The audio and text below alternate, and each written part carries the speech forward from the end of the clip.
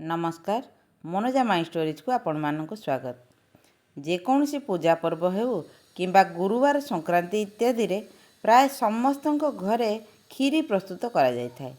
तेणु आज आसतु आमे बनेबा चाउल खीरी एकदम भोजी परी। एथिपाई मु नेइची गोटे कप गोविंद भोग चाउल। ए चाउलर गोटे डिवाइन स्मेल थाए, बहुत सुंदर बास्ना थाए। तेणु एथिरे खीर प्रस्तुत कले खीर स्वाद मध्य बहुत बढ़ी जाए थाए। जदि यही चाउल घरे नाही आपण जेकोसी खीरी चाउल भी नहीं पारिबे। प्रथमे चाउल को भल भाव आमे 2-3 थर धोईदेबा, तापरे ताकू किछि समय रखीदेबा, जहा फल कि चाउलटा आमर बतुरी जीवो। एबे चलंतु गैस रे गोटे प्रेशर कुकर बसई गरम करदबा। तापरे सेथिरे 2 बड़ चामच देसी घिओ देबा। देसी घिओर बास्ना बहुत सुंदर, तेणु आमे देसी घिओ ही यूज करिबा। देसी घिओ टिके गरम हो गला परे सेथिरे आमे काजू को भाजी देबा। टिके अधिक काजू भाजिले भल, कारण काजूर परिमाण खीर रहिले टिके भल लागे। काजू भाजी हो गले ताको आमे काढ़ी देबा। एबे सेही घिओ रे आमे किसमिस पकेई आमे भाजी देबा। किसमिसटा जेहेतु टिके कम समय लागे भाजीबा पई, तेणु एकाथरे काजू किसमिस मिसेई भाजीबानी। तेणु किसमिस भाजी हो गले मध्ये आमे ताको काढ़ी देबा। एबे से घिओ रे आमे जो बतुरे की रखी चाउल, से चाउल को पकईकी भाजी दबा। मात्र 1-2 मिनिट पर्यंत चाउल को आमे टिके घिओ रे एपट सेपट करदेबा, जहा फल कि चाउल टिके सामान्य गोल्डन कलर पळे आसीबो। तापरे आमे सेथिरे देई देबा पानी। पानी आमे 1 कप चाउल नेइथिले, तेणु 2 कप भली पानी आमे दबा। पानी देई सारी भल भाव चाउल को टिके पानी रे गोळेई दबा। तापरे सेथिरे स्वाद अनुसार लुण, खीरी रे मिठाटा टिके लुण न पड़ले बालांस आसीबनी टेस्ट रे। लुण पकई सारला परे आमे प्रेशर कुकर को गोटे हुइसिल दबा पर्यंत बसैबा। बेसी बसैबानी, बेसी हुइसिल देले हमर जाऊ हो जिवो। तेणु गोटे हुइसिल देला परे आमे ताको काढ़ी रखी दबा। एबे आउ गोटे पात्र रे आमे 1 लिटर खीर नै जिबा। खीरर परिमाण टिके अधिक रहिले खीरी रे ही स्वाद बहुत भल आसी थाए। तेणु मु 1 कप चाउल पई एठी 1 लिटर खीर नैची। से क्षीर को आमे भल भाव गरम करी फुटई दबा। आ क्षीर 1 लिटर क्षीर पाखापाखि 700-800 ml हवा पर्यंत आमे ताको फुटेइबा। क्षीर गरम हो आसिले आमे सेथिरे देई देबा मिल्क पाउडर। 1 कप चाउल पई मु एठी 5-6 चामच मिल्क पाउडर नेइची। ताको सामान्य उषुम पानी रे गोळेई आमे क्षीर रे देई देबा। ए मिल्क पाउडर खीरी को बहुत बहलिया करथाए आ ता टेस्ट भी बहुत बढ़े देई थाए। तेणु मिल्क पाउडर को सब बेले उषुम पानी रे ही गोळेबा। ठंडा पानी रे एटा मेल्ट करबनी, मुंडा रही जिवो। तेणु मिल्क पाउडर देई सारला परे आमे भल भाव ताको गोळेई देबा। 700-800 ml हवा पर्यंत आमे ताको भल भाव गोळेबा। एबे चलंतु देखिबा हमर चाउल केमती अछि। प्रेशर कुकर सामान्य ठंडा हला परे आमे ताको काढ़ी देबा। देखंतु चाउल हमर पूरा फिटी जाईची, किंतु पूरा जाऊ हेइनी। एमिति ही कंसिस्टेंसी रहिबा दरकार, जहा फल कि आमे खीरी की जल्दी करि परिबा। जदि आपण चाहुचंती हांडी रे करिया पईगा सेमिति भी आपण करि पारंती, किंतु प्रेशर कुकर रे कले खीरीटा जल्दी हो जिवो।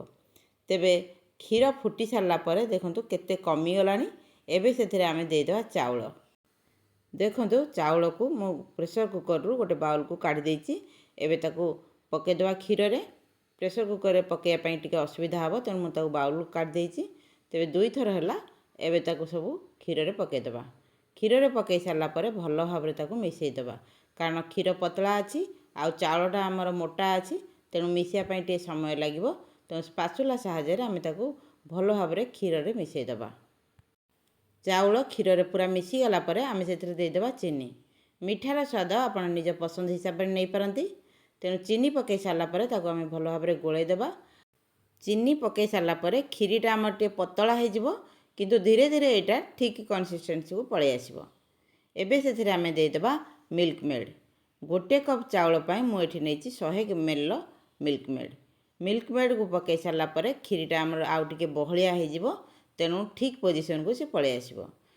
भल भाव ताको मिल्क मेड को पकई सारला परे आमे भल भाव खीरी फुटिबा पर्यंत कंटिन्यूअसली आमे चलेइबा, नचेत एटा तळे लागि जिवार यथेष्ट संभावना अछि, कारण हमर सब मिठा जिनिस पड़ी सारलानी।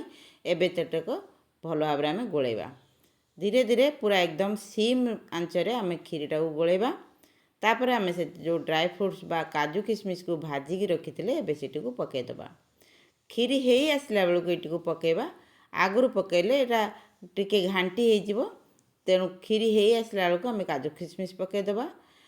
କ୍ଷୀରିର କଲର୍ ଭୋଜି ପରି କରିବାକୁ ହେଲେ ଆମକୁ ଗୋଟେ ଚାମଚ ଚିନିକୁ କାରାମେଲ କରିବାକୁ ପଡ଼ିବ। ଗୋଟେ ତଡ଼କା ପ୍ୟାନ୍ ଦେହରେ ଆମେ ଏଇଭଳି ଭାବରେ ଗୋଟେ ଚାମଚ ଚିନିକୁ ନେଇ ତରଳେଇ ଦେବା। ଚିନି ତରଳି ଗଲା ପରେ ତା'ର ଗୋଟେ ସୁନ୍ଦର ଗୋଲ୍ଡେନ୍ କଲର୍ ପଳାଇ ଆସିବ। ସେଇ ଗୋଲ୍ଡେନ୍ କଲର୍ଟା ହିଁ କ୍ଷୀରିର କଲର୍ଟାକୁ ଚେଞ୍ଜ କରିଦେଇଥାଏ। ଏବେ ଦେଖନ୍ତୁ ଚିନିର କଲର୍ କେତେ ସୁନ୍ଦର ହେଇଗଲାଣି। ଏବେ ଏଇ କାରାମେଲ ସୁଗାରକୁ ଆମେ କ୍ଷୀରିରେ ଢାଳିଦେବା। ଚିନିକୁ କେବଳ ଆମେ ତରଳେଇବା, ପୋଡ଼ିବାନି। ପୋଡ଼ିଗଲେ ଆମର କ୍ଷୀରିର ସ୍ୱାଦ ପୁରା ନଷ୍ଟ ହୋଇଯିବ। ତେଣୁ ଆମେ ଚିନିର କଲର୍ଟାକୁ ଦେଖନ୍ତୁ ଏଇଭଳି ଭାବରେ ରଖିବା। ତାପରେ ତାକୁ ଭଲ ଭାବରେ ଆମେ ମିଶାଇ ଦେବା। ଦେଖନ୍ତୁ କ୍ଷୀରିର କଲର୍ କେତେ ସୁନ୍ଦର ପଳାଇ ଆସିଲା, ପୁରା ଏକଦମ ଭୋଜି ପରି ଦେଖାଯାଉଛି ନା। କ୍ଷୀରିକୁ ଆମେ ଆଉ ଟିକେ ଚଲେଇ ଦେଇକି ତାପରେ ତାକୁ ଥଣ୍ଡା କରିକି ସର୍ଭ କରିବା। ଏବେ ଆମର ଘରେ ପ୍ରସ୍ତୁତ ହୋଇଗଲା ଭୋଜି ପରି କ୍ଷୀରି। କ୍ଷୀରି ସାଧାରଣତଃ ସାମାନ୍ୟ ଥଣ୍ଡା ହେଲା ପରେ ଖାଇଲେ ଭଲ ଲାଗେ, ତା'ର ସ୍ୱାଦ ସଠିକ୍ ସ୍ୱାଦ ଆମେ ପାଇପାରିବା। ଆଶା କରେ ଭିଡ଼ିଓଟି ଆପଣମାନଙ୍କୁ ନିଶ୍ଚୟ ଭଲ ଲାଗିଥିବ। ଭିଡ଼ିଓଟି ଭଲ ଲାଗିଥିଲେ ଲାଇକ୍ ଆଉ ସେୟାର କରିବାକୁ ଆଦୌ ଭୁଲିବେନି। ଆପଣମାନେ ଭିଡ଼ିଓ ତ ଦେଖୁଛନ୍ତି କିନ୍ତୁ ଲାଇକ୍ ଗୋଟେ କରିବା ପାଇଁ ପୁରା ଭୁଲି ଯାଉଛନ୍ତି। ତେଣୁ ଗୋଟେ ଲାଇକ୍ ତ ନିଶ୍ଚୟ ଆଶା ରଖିବି। ଯଦି ପ୍ରଥମ ଥର ମୋ ଚ୍ୟାନେଲ ଦେଖୁଛନ୍ତି ତେବେ ମନୋଜା ମାଇ ଷ୍ଟୋରିଜକୁ ନିଶ୍ଚୟ ସବସ୍କ୍ରାଇବ୍ କରିଦିଅନ୍ତୁ। ଆଉ ଏକ ଭିଡ଼ିଓରେ ଆପଣମାନଙ୍କ ସହିତ ନିଶ୍ଚୟ ଦେଖାହେବ। ସେ ପର୍ଯ୍ୟନ୍ତ ସୁସ୍ଥ ରୁହନ୍ତୁ, ସୁରକ୍ଷିତ ରୁହନ୍ତୁ, ଆଉ ପ୍ରକୃତିକୁ ବଞ୍ଚାଇ ରଖିବାରେ ନିଜର ଅବଦାନ ଦିଅନ୍ତୁ। ରହୁଛି, ନମସ୍କାର।